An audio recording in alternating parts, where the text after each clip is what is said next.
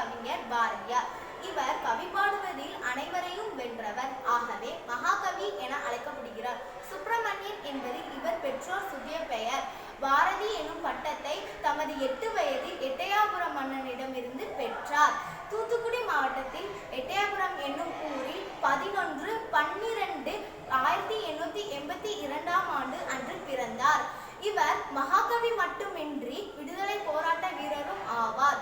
குயில் பாட்டு, கண்ணன் பாட்டு, பாஞ்சாலி சபதம் உள்ளிட்ட நூல்களை எழுதியுள்ளார். அச்சமில்லை அச்சமில்லை அச்சம் என்பதில்லையே, உச்சி மீது வானிடிந்து விழுகின்ற போதிலும் அச்சமில்லை அச்சமில்லை அச்சம் என்பதில்லை என்று பாடி விடுதலை போராட்ட வீரர்களுள் உணர்வை ஏற்படுத்தினார்.